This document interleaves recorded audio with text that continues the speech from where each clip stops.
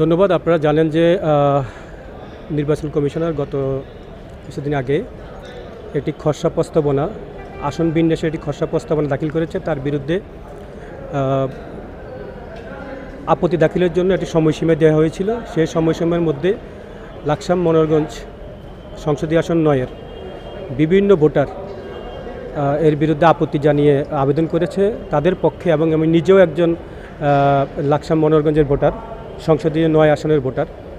তো আমি আজকে আবেদনকারী সংসদীয় আসন 9-এর বিএনপি সভাপতি জনাব আবুল কালাম সাহেব এবং বিএনপি সাধারণ সম্পাদক জনাব আব্দুর রহমান বাদল, সাংগঠনিক সম্পাদক জনাব মোশাররফ হোসেন মুসু এবং 1 নং সাংগঠনিক সম্পাদক টিআর হারুন সহ একাধিক আবেদনকারীর পক্ষে আমরা অনেক আইনজীবী ছিলাম। আমি ব্যক্তিগতভাবে ওনাদের পক্ষে আমরা আজকে উপস্থিত ছিলাম নির্বাচন কমিশনে। এখানে মজার বিষয় হচ্ছে আমরা আলোচনার মাধ্যমে যে জিনিসটি উঠে এসেছে, কিছু কিছু আসন থেকে ওই এলাকার ভোটাররা আবেদন করেছেন, কিন্তু আমাদের এই কুমিল্লা 9 লাকসাম মনোহরগঞ্জের আসন থেকে কোনো ভোটার অথবা কোনো ব্যক্তি বা প্রতিষ্ঠান আবেদনই করেনি। তারপরেও কোনো এক অদৃশ্য শক্তির প্রভাবে আমাদেরকে আজকে এখানে গণশুনানিতে অংশগ্রহণ করতে হয়েছে। আমরা খুবই আনন্দিত, উচ্ছ্বাসিত এই জন্যে যে এই গণশুনানিতে আসন বিন্যাসের পক্ষে একজন লোককেও পাওয়া যায়নি।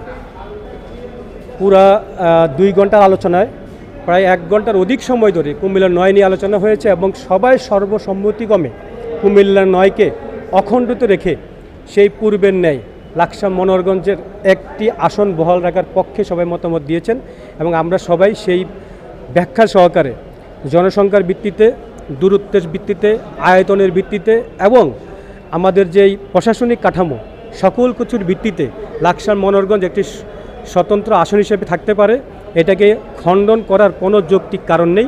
সেটা আইনগতভাবে আমাদের senior advocate barrister Abdul Mamun sir সহ আমরা আইনজীবীরা সেটি কমিশনের কাছে উপস্থাপন করেছি এবং আমাদের আবেদনকারীর পক্ষে জনাব আবুল কালাম সহকারে অনেকেই সেটিকে ক্লারিফাই করে আমরা বোঝানোর চেষ্টা করেছি যে লাকসাম মনোহরগঞ্জ এক ও অভিন্ন এবং লাকসাম মনোহরগঞ্জের 4,72,000 ভোটার তারা কখনোই আলাদা হতে চায় না।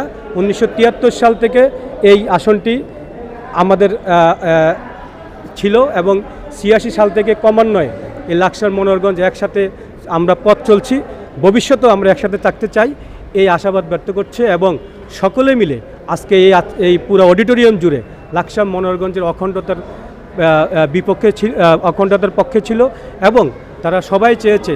প্রায় হাজার নেতাকর্মী আজকে উপস্থিত ছিল এবং ভোটার উপস্থিত ছিল এবং সবাই মিলে এক কথাই বলেছে নির্বাচন কমিশনারের কাছে, আমরা সহকারে সেটি উপস্থাপন করেছি যে লাকসাম মনোহরগঞ্জ আসনটি পূর্বের ন্যায় কোনো ধরনের অখণ্ডতা হবে না এবং বহাল থাকবে, সেই উপস্থাপন করেছে। আমরা আশা করি নির্বাচন কমিশন সেটিকে বিবেচনায় নিয়ে লাকসাম মনোহরগঞ্জে আগের মতো একটি আসন হিসেবে তারা গেজেট প্রকাশ করবে। সেই গেজেট প্রকাশের মাধ্যমে আমরা লাকসাম মনোহরগঞ্জবাসী আগামী নির্বাচন আমরা আমাদের মতো করে সেই আত্মার বন্ধনে আবদ্ধ হয়ে আমরা করতে পারবো, এই আশা ব্যক্ত করছি।